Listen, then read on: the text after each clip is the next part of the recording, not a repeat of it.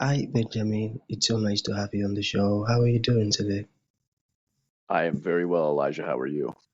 I'm doing fine as well. And like I mentioned earlier, thank you for coming, man. It means a whole lot.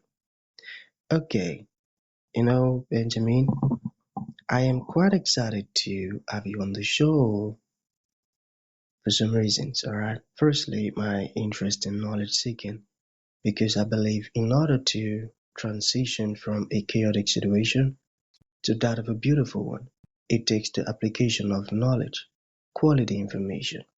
And you see, when I discovered that light in the Hebrew definition means knowledge and darkness, ignorance, I've been so keen to knowledge seeking. And for that reason, our conversation is very important to me and even to the listeners. Okay, the second reason is for the sake of the folks who are going to be listening to our conversation. You know, I believe there are some things that Benjamin knows that some of my listeners, audience needs to hear you say these stuffs, directly from your mouth in order for them to experience transformation. I firmly believe that. And lastly, that is me. I am convinced that I'm definitely going to learn one or two things from your story, insight, and experiences. So right now, I want you to view us, and by us, I mean me and the listeners by the time they'll be listening to our conversation, as your student. So you are a teacher now, and we want to learn from you. Okay. So for that reason, let's get started with your introduction. Benjamin, talk to us about your journey. Let us know how you got here. And afterwards, I've gotten some beautiful questions for you. Okay, Benjamin, over to you. Thank you, Elijah. My journey has been one of many mistakes and much self-inflicted suffering, but it has taught me a lot and as you said, led me to exactly where I am now. I began my adult life uh, by joining the United States Air Force at the age of 17. Became an explosive ordnance disposal technician. So I was bomb squad. I was diffusing uh, improvised explosive devices in Iraq and Afghanistan for the better part of 8 years. Um, when I transitioned out of the military, I struggled with a lot of things. I struggled with loss of purpose. I fell into addictive tendencies and self isolation. And it's really been a journey over the last 10 years, both professionally and personally, of uh, learning new skill sets, as you said, discovering new knowledge, applying it through the application of wisdom. And now I am trying to spearhead the first nonprofit approach to renewable energy development here in the United States. Beautiful. One thing I learned from what you said so far is the fact that you didn't stay in the situation you were in. You mentioned you struggled with some things, and I believe, like what you said now, knowledge application, wisdom. Not many people would sought after wisdom, knowledge, like you mentioned, getting new knowledge. I've heard of stories where that folks had been in that addictive situation for a very long time. And now, when they asked him, why haven't you taken any step on getting out of this stuff? He said, I believe this is now part and parcel. I can't stop doing this. So that person now getting to listen to what you just said now, I believe he might have a change of mind. And that makes our conversation very powerful and educating. So, shall we get started with the questions, Benjamin? Sure, I'm all ears. Okay. So, when I was going through this, I was so curious. I wanted to know what it means. And let me just put it to you. What is the solar security net? Can you talk to us about that? Sure. The Solar Security Net is a nonprofit organization here in the United States. We're a 501c3 entity, which means people within the United States can donate to us, including corporations, and receive tax deductions from their tax liability here in the United States. Essentially, what we're trying to do is Oh, create a nonprofit approach to renewable energy development through utility scale solar installations. So typically, all of the solar development that takes place here in the United States is for profit. So, companies that have investors and shareholders will uh, fundraise and develop these fields and then keep the revenue from the energy sold once generated for themselves. We're simply trying to fundraise capital through charitable means up front, build the same utility scale solar installations, and then deliver the energy that we're generating on the back end for free to disadvantaged communities. So the people who really need free energy the most. amazing. That's a great job you're doing. I love that. I love that. Okay, okay, let's get personal a bit, I want you to talk more about your background, okay? Can you give us some more insight as to your story and There's so much to it. I mean, professionally speaking, I went from the Air Force. So I was stationed in Italy for 5 years, and then was stationed in California, then was stationed in New Jersey before I transitioned out. Once I retired from the Air Force, medically retired from the Air Force, I became a general contractor. So I was just doing odds and ends, home renovations, new builds, stuff like that. Around the pandemic time period, I took my carpentry skills and went more towards fine woodworking. So I was making furniture and mantelpieces and cabinets and curios and stuff like that. And then a little bit after the pandemic, I decided to retrain into a new career and became an electrician's apprentice. But it was during my time training as an electrician's apprentice that I started noticing inefficiencies in the United States solar development strategy. So that was when I decided to take that opportunity and develop the nonprofit that I'm working on now. And the rest is sort of history. beautiful. Okay, now I got it. Okay, so let us return back to solar, all right? How powerful and important is the solar energy, We've been hearing so many kinds of information as to solar and all of these things. So I want you to talk to us about how important and powerful it is. Sure. I mean, solar, relatively speaking, is a pretty new technology. I mean, it's existed for probably 15, 20 years from a rudimentary capacity. But when you put that side by side with other energy generating technologies that we have, not just here in the US, but throughout the world, other technologies have had hundreds of years of development time on solar. So we're now seeing a transition away from the sort of prototype and test period of solar, and we're really starting to move into an age where technology is advancing at a pretty exponential rate in terms of quality and efficiency. So solar, well, I don't think solar is ever going to be the one-stop fix for all of our energy solutions. It is going to be a vital part of us transitioning away from using fossil fuels as an energy source. Um, in my estimation, I want to see the expansion of solar development over the next 20 or 30 years, but then repurposing all of our renewable energy infrastructure to the development of hydrogen fuel, because I believe that nuclear and hydrogen are the technologies of the future, energy producing technologies of the future.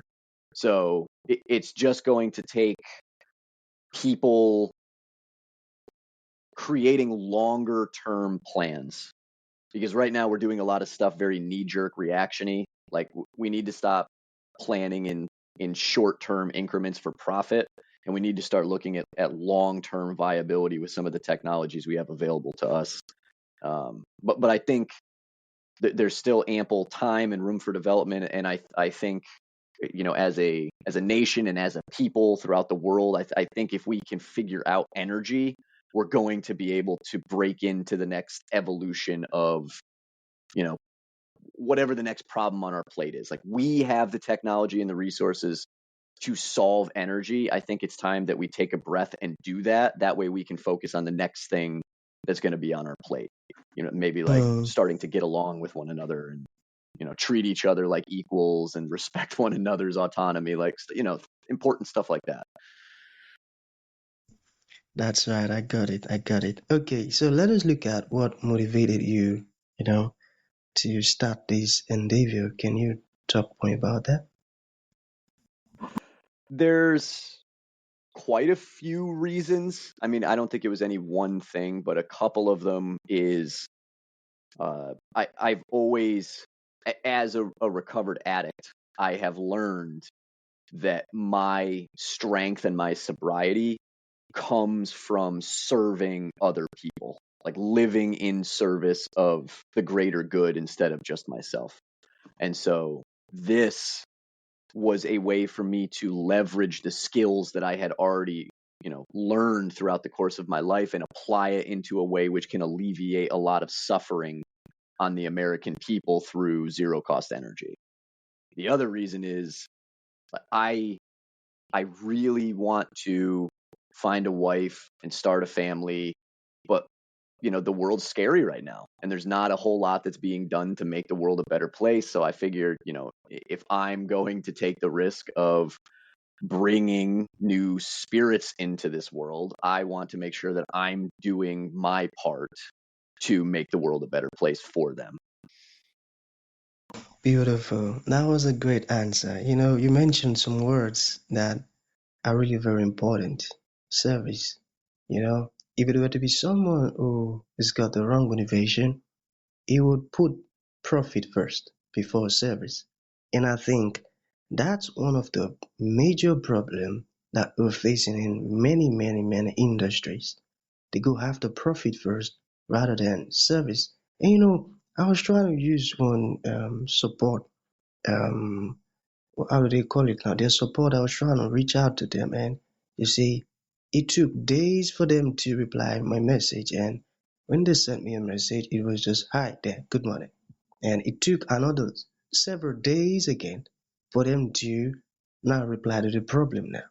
So I feel like folks like that, they really need to listen to folks like you who's got this insight that service first, not profit first, service first. I love that. And you also said you felt like you should play your own part. And that's amazing. Okay. So we have two more questions to go. I believe there are some existing companies already. So can you talk to me about how your strategy, is different from these companies? Sure. I mean, our approach to development itself, infrastructurally, is not all that much different. Um, the main differences in our approach versus theirs, as you said, is, like, I guess, profit versus service. So a for-profit energy developer in the solar sphere is going to make sure that the costs are as minimal as possible on the upfront to build their infrastructure. That way they can make the most money on the back end by selling their energy and then splitting up the revenue that they earn. Whereas we are trying to look at not only giving back to communities with zero cost energy, but using this opportunity for energy development to solve some other problems that we're facing here in the United States infrastructurally. So not only are we going to be targeting like disadvantaged communities who need the energy, but then we can also find spots in the United States energy grid that are weak. So the grid has different areas of strengths and weaknesses depending on how old the infrastructure is, how far away it is from existing substations and power production. And if we're going to decentralize power production in the form of utility scale solar, we can actually use those solar installations and battery storage systems to reinforce some of the weaker areas of our grid.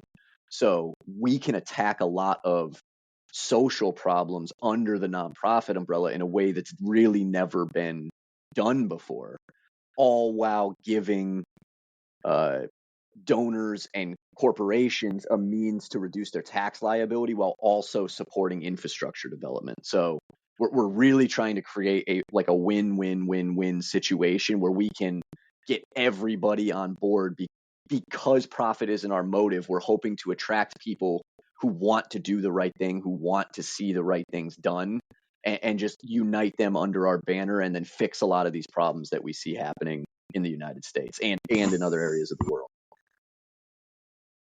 Beautiful. I love that. That's amazing. Okay, where do you see your company in 5 years' time? Whew, in 5 years?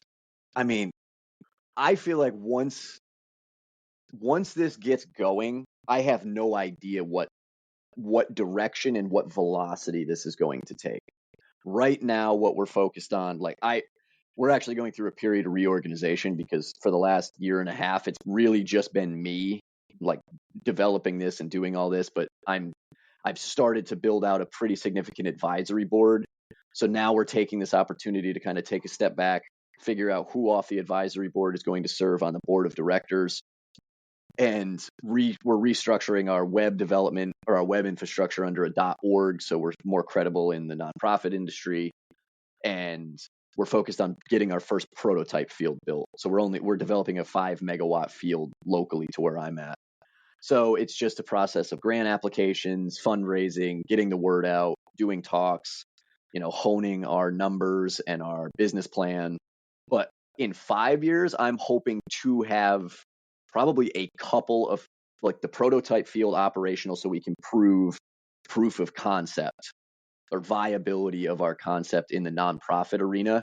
And then once we have that, we're just going to be scaling that idea up and then finding significant places to build these fields. So 5 years from now, man, I would love to have like 100 megawatts developed in 5 years. But I mean, that might be me being optimistic, but I mean, who Nah, knows? nah, nah. This Yeah, I love this it. I love works it. this works as well as people support it, essentially. So the more resources we can get in, the more impact we can have.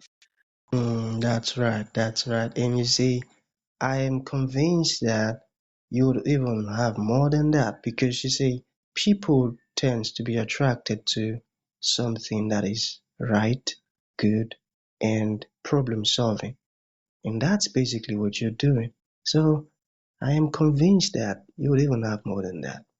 Okay, so to bring this to an end, Benjamin, for the sake of those folks who just listen to our conversation and they would love to support your mission and they would love to learn more about what you're doing. And like any final thought that you have, to round up with, and let's say these folks want to reach out to you also, how can that be possible? Yeah, for right now, our original web development is still going to be live. So if you want more information, even though some of it's going to be changing, visit www.solarsecuritynet.com. If you want to support us with a donation, go to GoFundMe/SolarSecurityNet. And if you want to reach out to me directly through email, you can reach me at ceo@solarsecuritynet.com. And then we also have some socials that we're trying to get off the ground. So if you want to follow us, find us at Solar Security Net or Solar Security Net Incorporated on social media. Beautiful. So, any final thought? Thank you for having me. Like this opportunities like this give me a chance to, talk about it with other people and get my ideas out, sharpen my tongue, if you will, because in my experience that the tongue is the greatest weapon that we possess. So Yeah, thank you for giving me the opportunity to hone my message. yeah, beautiful. So that's going to be the end of the show, Benjamin. Thank you for coming and thank you for educating us as to this insight on solar. Most of the things you said about solar, I haven't actually heard of it before. So you educated me, and I know same goes with the audience too. Thank you so very much, man. It means a whole lot. Thank you. Thank you.